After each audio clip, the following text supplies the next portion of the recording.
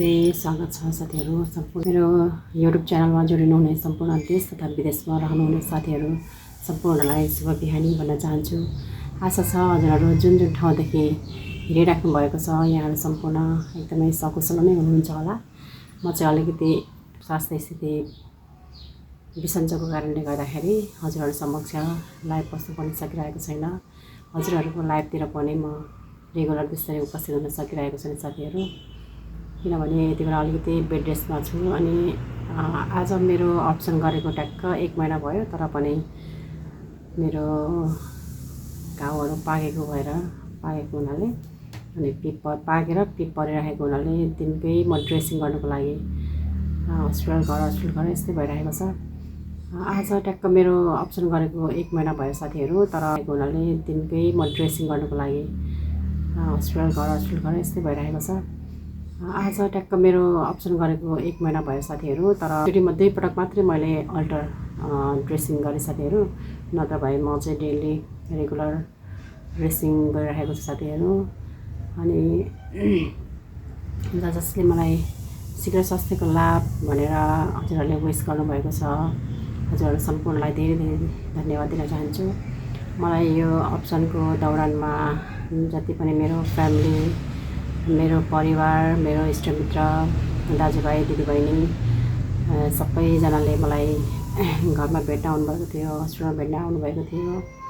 अनि अझै पनि भेट्न आइराख्नु भएको छ। यहाँहरू सम्पूर्णलाई धेरै धेरै एकदमै हृदयदेखि नमन गर्न चाहन्छु।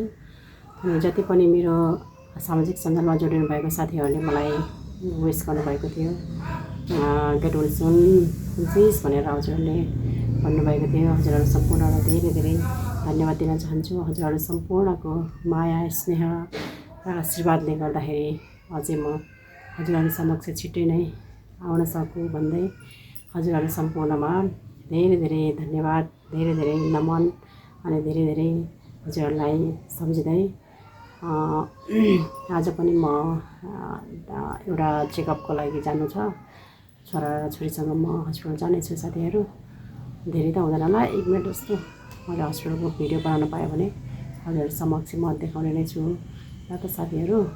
अरू त केही पनि होइन। आजको भिडियो के भने म चाहिँ किन कता हराउनु भयो भन्ने कतिजना साथीहरूको कमेन्ट गर्नुभएको, कतिजना साथीहरूले कमेन्ट गर्नुभएको थियो नि त, त्यही भएर मैले चाहिँ आज नै साथीहरूलाई एउटा भिडियो बनाएर राख्छु भनेर अनि भिडियो बनाएको साथीहरू।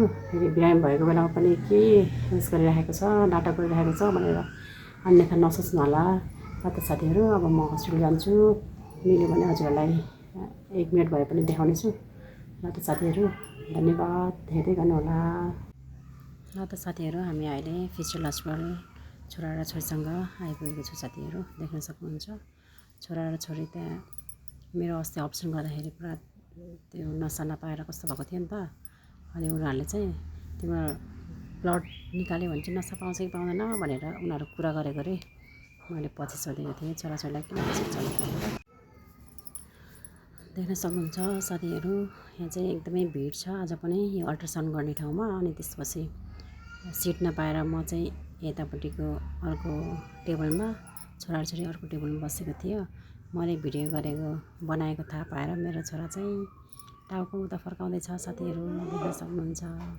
सधैँ बाबु चाहिँ भिडियोमा आउन खोज्दैन, छोरीले मलाई जिस्काइरहेको थियो। हेर्न सक्नुहुन्छ साथीहरू, अल्ट्रासाउन्डमा बेन्चमा बस्ने ठाउँ नभएर पनि कतिजना चाहिँ पेसेन्टहरू उभिराख्नु भएको छ। म चाहिँ यता बसिरहेको छु।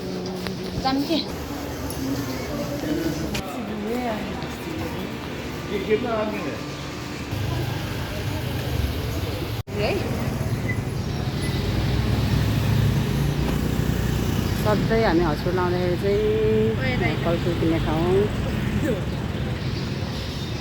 के लिन लाग्छ